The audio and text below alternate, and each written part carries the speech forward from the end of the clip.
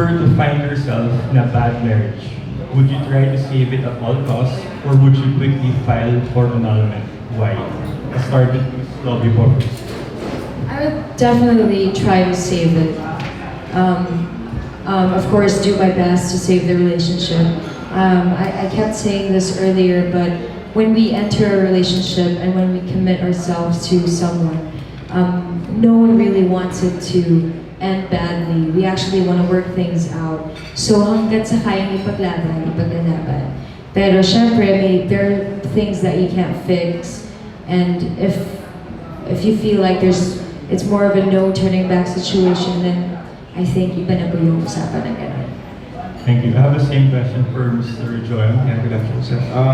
Yun, lagi din namin pinag-uusapan ni Lovi yun. Actually, during the shoot, lagi namin pinag-uusapan na napakalungkot yung tinatakay namin na parang at this moment na ginagawa namin yung mga scenes, baka may dalawang couple na pinagdadaanan yung mga ganitong klaseng eksena or ganitong klaseng na sitwasyon sa buhay nila. And syempre my answer would be, syempre coming from a very conservative country like the Philippines, syempre ang sagot natin dyan lagi is ipaglalaban natin na hanggang sa huli, kung hanggang sa kamatayan. Pero syempre sa panahon ng generation ngayon, nag-iiba na ang mga arguments, nag-iiba na yung mga tao, nag-iiba na yung values ng mga tao. And I guess,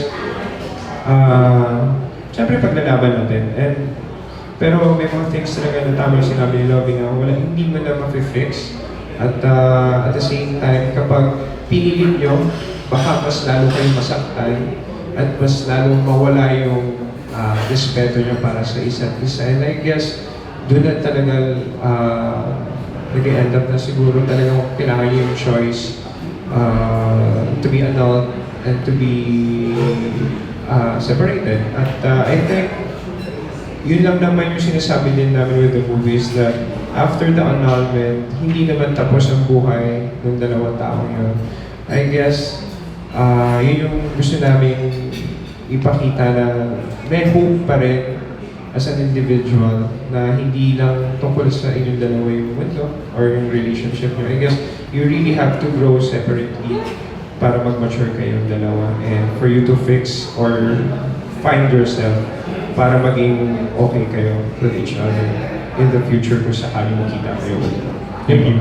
Same question for Ms. Laura. Well, for me po, I think this movie, aside from entertaining you and aside from touching you, I think what it does also is it informs you.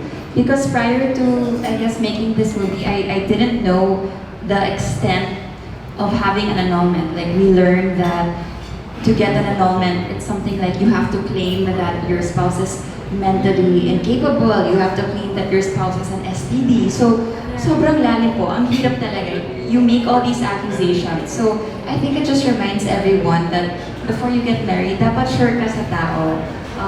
You really have to realize that you're making a lifelong commitment and annulment should be the last resort. Yeah. Thank you. My last question for the three of you. Would you advise your loved ones trapped in a bad marriage to file for annulment quickly? Why? Loved ones. Yeah, kung meron yung loved ones na in a bad marriage, destructive, it's bad for each other, would you advise them to seek annulment and why? I'll probably be the same as Trisha's character. If I see that a relationship is destructive, let's say abusive, and also, yeah, as long as you see like a really negative relationship, I would definitely not really advise, probably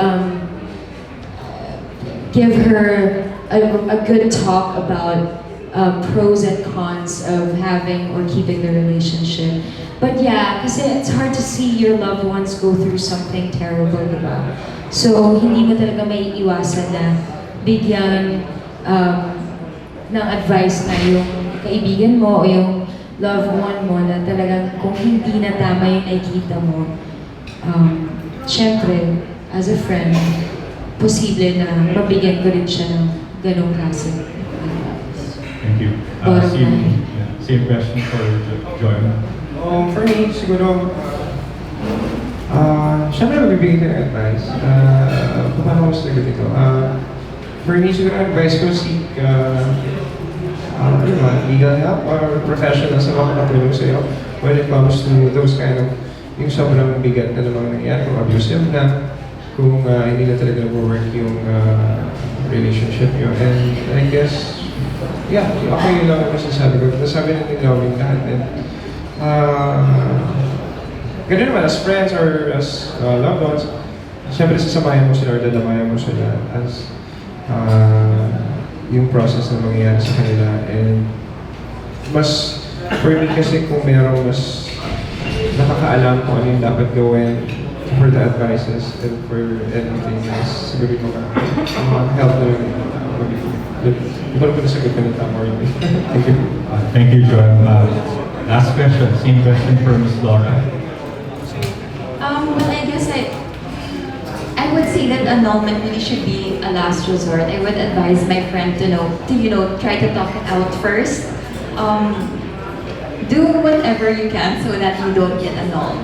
Because at the end of the day, you married each other for a reason. So if you can go back to that reason and find whatever's left of it, then sana, things will be okay, whether you live together, whether you're separate. Basta last resort po yung annulment for me.